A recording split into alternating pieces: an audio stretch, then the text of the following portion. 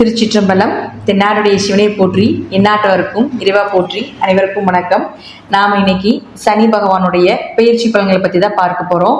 March மாதம் 2025 19ஆம் தேதி இரவு 9:44 சனி பகவான் சனிக்கிழமை உத்திரட்டாதி நட்சத்திர நாட்களில் மீனராசிக்கு பயிற்சியாகிறார். அதாவது கும்பத்திலிருந்து மீனத்துக்கு பயிற்சியாகி வருகிறார். ராகுவோட சேரப்போகிறார். சனி பகவான் 2.5 வருஷத்துக்கு ஒரு தடவை மாறுவார். ஒரு சிலருக்கு திருக்கணிதம் நல்லா பேசுது, ஒரு சிலருக்கு வாக்கியம் அருமையாக பேசுது. இது திருக்கணித முறைப்படி மாறக்கூடிய சனி பகவானுடைய பயிற்சி. இப்போ சனி பகவான் 6 ராசியை பிடிக்கிறார். எந்தெந்த 6 ராசியை பிடிக்கிறாருன்னு பாருங்க. மேஷம், சிம்மம், கன்னி, தனுசு, கும்பம், மீனத்தை பிடிக்கிறார். விடக்கூடிய ராசிகள் ரிஷபம், மிதுனம், கடகம், துலாம், விருச்சகம், மகரம். இந்த 6 ராசியை விடுவிக்க போகிறார். இது எல்லாத்துக்குமே பொருந்தும். இந்த 6 ராசிக்காரர்களுக்கு மட்டும் பொருந்தாது. உங்க ஜாதகத்துல ஜாதக கட்டத்தை எடுத்து வச்சுக்கோங்க. எடுத்து வச்சுட்டு இந்த நான் ஸ்டார் போட்டிருக்கக்கூடிய 6 கட்டங்கள்ல எந்த கிரகம் இருக்குதுன்னு நோட் பண்ணி வச்சுக்கோங்க. அது இந்த பிறவியில உங்களுக்கு என்ன கொடுக்க வந்திருக்கிறதோ, என்ன கொடுக்க வேண்டாம் அப்படின்னு இந்த பிறவியில இருக்கோ, அது எல்லாமே சனி பகவானுக்குள்ள லாக் ஆக போகிறார். அப்போ ஒரு கல் இருக்குன்னா அந்த கல்லை உளியை வச்சு உடைச்சு அதற்கப்புறம் தான் சிலையாக்கி நம்ம வழிபடுறோம். அதே போலதான் இந்த 6 ராசிக்குள்ள இருக்கக்கூடிய கட்டத்தில் இருக்கக்கூடிய கிரகத்தை, அந்த அழுக்கை சனி பகவான் வெளியேற்றி நமக்கு நல்லது கொடுக்க போறார். சனி பகவான் கெடுத்து கொடுக்கக்கூடியவர் அப்படிங்கிற உண்மை உண்டு. கெடுத்துதான் மறுபடி கொடுப்பார். எல்லாத்தையுமே நல்லது கெட்டது எல்லாமே அந்த மாதிரி தான் கொண்டு போவார். அப்ப அவர் கொடுக்கக்கூடியது நம்மளுடைய வாழ்க்கையில நிரந்தரமாக இருக்கும். சொத்துக்களாக இருந்தாலும் சரி, சொந்த பந்தங்களாக இருந்தாலும் சரி, எந்த விஷயமாக இருந்தாலும், உயிர் உள்ளது உயிரற்றது எதை கொடுத்தாலும் கெடுத்து கொடுப்பார். அது நிரந்தரமாக இருக்கும். சனி கொடுக்க யார் தடுப்பார்? அதே போல சனி கெடுக்க யார் கொடுப்பார் அப்படிங்கிறது இந்த வசனம் கண்டிப்பாக பொருந்தும் அப்படிங்கிறத நான் நம்புறேன். இப்போ ஒவ்வொரு ராசிக்கும் சனி பகவான் என்ன பண்ண போறார் அப்படிங்கிறத நம்ம முழுமையா பார்க்கலாம். அந்த கட்டத்துக்குள்ள இருக்கக்கூடிய கிரகங்களையே நான் உங்களுக்கு தனிப்பட்ட முறையில உங்க ஜாதகத்தை வச்சு அனலைஸ் பண்ணும் பொழுது தெளிவாக புரியும். அதையும் நீங்க பார்த்துக்கோங்க. கும்ப ராசிக்குண்டான சனி பகவானுடைய பயிற்சி பலன்கள் பார்க்கலாம். கும்பராசி அன்பர்களே, ஜென்ம சனி. இந்த ஜென்ம சனியில ஏண்டா நான் வாழ்றேன், எனக்கு ஏதாவது எப்படி சொல்றதுங்க, ஏதாவது திடீர்னு ஏதாவது நடந்துராதா, இந்த உலகம் எனக்கு தேவையா, யாருமே இல்லை, எல்லாருமே ஏமாத்திட்டாங்க என்னைய, நான் யாரெல்லாம் நம்பணும்னோ அவங்க எல்லாமே என்னை கை விட்டுட்டாங்க, நான் எதுக்குதான் பிறந்தேன், இவ்வளோ கஷ்டத்தை நான் அனுபவிக்கணுமா, இவ்வளோ பாவத்தை நான் செஞ்சுருக்கிறேனா, அதற்குண்டான தீர்வா இது? அம்மா அப்பா நல்லா இல்லை, அம்மா அப்பானால பிரச்சனை, குடும்பத்தில் பிரச்சனை, வேலையில் பிரச்சனை, குழந்தைகளால பிரச்சனை, கணவன் மனைவி மூலமாக பிரச்சனை, நண்பர்கள்னால, உறவினர்கள் எல்லாருமே என்னை ஏமாந்துட்டாங்க. நான் இனி வாழ்றதா, எனக்கு ஏதாவது நல்லது நடக்குமா, என் ஜாதகம் இப்படித்தானவா, இல்லை எனக்கு மட்டும்தான் இப்படியே, இல்லை எல்லாத்துக்குமே அப்படியா? இப்படி எல்லாம் நம்மகிட்ட ஜாதகம் பார்க்க வர்றவங்க எல்லாத்தினுடைய கேள்விகள் இதுதான். கும்பராசியை பொறுத்த வரைக்கும் ஜென்ம சனி 4 பக்கமும் ரவுண்ட் பண்ணியாச்சு, ஒண்ணுமே பண்ணியிருக்க முடியாது. எதை தொட்டாலும் ஃபெயிலியர். 2.5 வருஷம் சரியான அடி. என்ன இது சொல்லுவாங்க பார்த்துருக்கீங்களா? கும்பராசிக்குனா ஒன்றும் பண்ண மாட்டாங்க, மகர ராசிக்குனா ஒன்றும் பண்ண மாட்டாங்க, துலா ராசிக்குனா ஒன்றும் பண்ண மாட்டாங்கன்னு சொல்லுவாங்க. இந்த கும்பராசிக்காரர்களை கேட்டு பார்த்தா தான் தெரியும், மற்ற ராசியை விட கும்பராசியத்தை வச்சு செஞ்சிருக்கு. ஏன்னா மூலத்திரிகோண வீடு பலமா உட்காந்துப்பார். அந்த இடத்துல செய்ததுக்கு நீ என்ன செஞ்சியோ அதுக்கு தண்டனை, நீ என்ன பண்ணனே அதற்கு உண்டான விஷயத்துக்கு கண்டிப்பாக கொடுத்துட்டு தான் போவார். அதில் மாற்றமே. 30 வருஷத்துக்கு ஒரு தடவை தானே வராரு அந்த இடத்துக்கு. அப்போ 30 வருஷமா நம்ம என்னெல்லாம் தப்பெல்லாம் செஞ்சோமோ அது 30வது வருஷம் பிடிப்பார். அதில் பிடிச்சி 30 வருஷத்துக்கும் என்னென்ன செய்யணுமோ அதெல்லாம் உச்சந்தலையை பிடிச்சி 2.5 வருஷத்துலேயே பண்ணிட்டு போயிடுவார். இதுதான் உண்மை. கடின உழைப்பு. நிற்கிறதுக்கு நேரம் இல்லைங்க, சாப்பிட்றதுக்கு நேரம் இல்லைங்க, வேலை வேலை வேலை வேலை செஞ்சும் பிரயோஜனம் இல்லை, நல்ல பேர் இல்லை, வருமானம் கிடையாது, எல்லாம் ஏமாத்து வேலை தான். இது உலகமா இல்லை மாயையா அப்படின்னு சொல்லக்கூடிய ஒரு அமைப்பை கூட கும்பராசிக்கு நடந்திருக்கும். 70% கடந்து வந்துட்டீங்க. இன்னொரு 30% கடினம் தான். ஏன்னா இளரீசனிங்கிறது சாதாரண விஷயம் இல்லையா? கடினம் தான். ஆனால் உங்களுக்கு இளரீசனி வர்றதுக்கு முன்னாடி இப்போ உங்களை ஒரு சிற்பிய பாதி சிலையா வடிவமைச்சாச்சு. இன்னொரு கால்வாசி இருக்கு, 3/4 வடிவமைச்சாச்சு. இன்னொரு 3/4 ஒரு காவாசி இருக்கு. அப்ப இந்த காவாசி கடந்துருங்க. கடக்கும் பொழுது உங்களுடைய சிலையா செஞ்சு உங்களை வழிபட செய்ய வேண்டிய ஒரு அமைப்பை கொடுக்கும். தெய்வமாக ஆக்கக்கூடிய ஒரு சூழ்நிலைகளை நிச்சயமாக இந்த சனி பகவான் கொடுத்துட்டு தான் போவார்.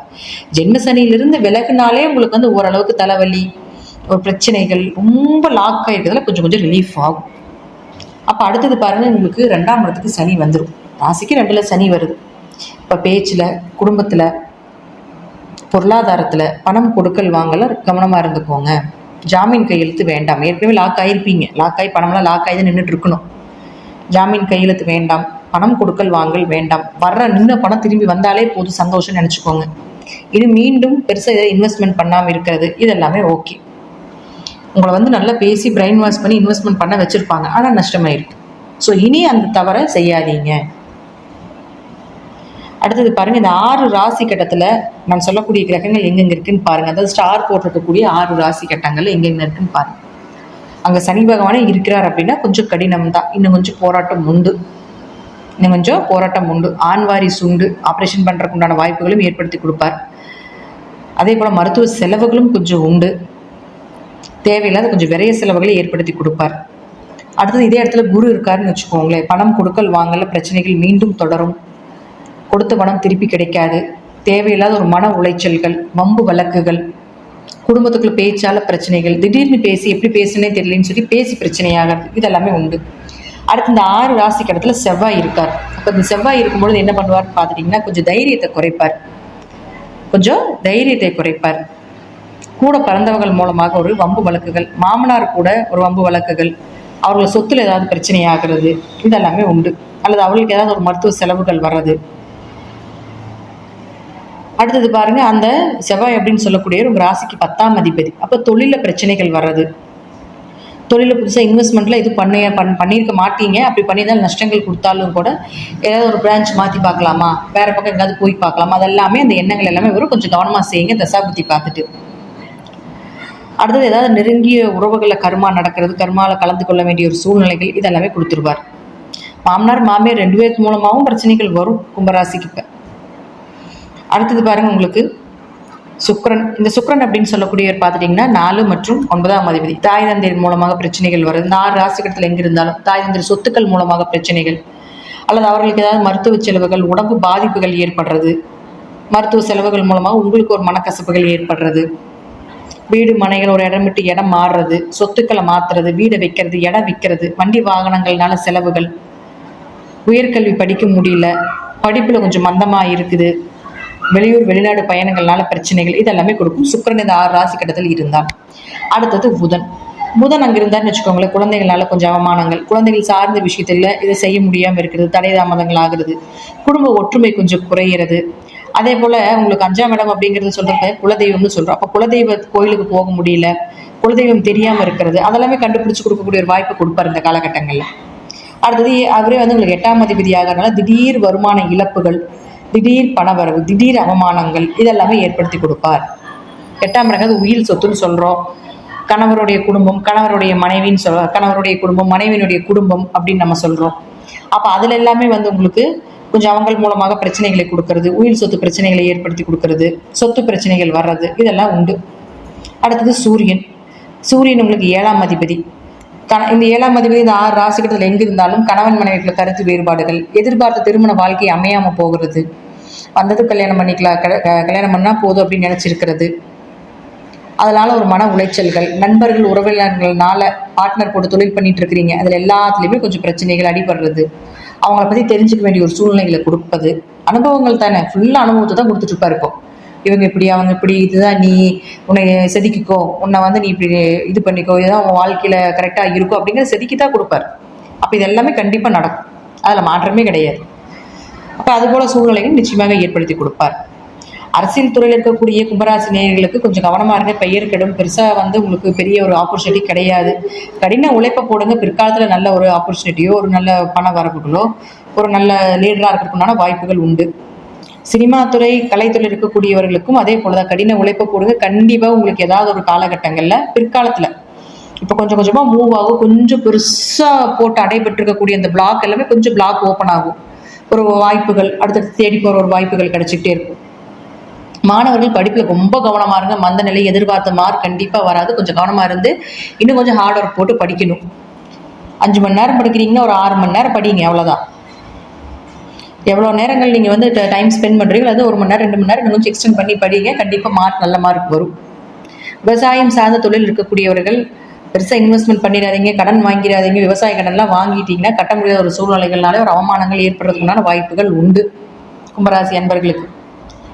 விளையாட்டுத் துறையில் இருக்கக்கூடியவர்களும் கொஞ்சம் அமைதியாக இருக்கிறது பெஸ்ட். என்ன வருதோ பார்த்துக்கலாம். ஏன்னா உங்களுக்கு வந்து 2ல் போய் சனி ராகு உட்காந்துருவார். அப்போ கைகால் உடையிறது, மூக்கில் அடிபடுறது, முகத்தில் அடிபடுறது, தலையில் அடிபடுறது இதெல்லாமே நடக்கும்.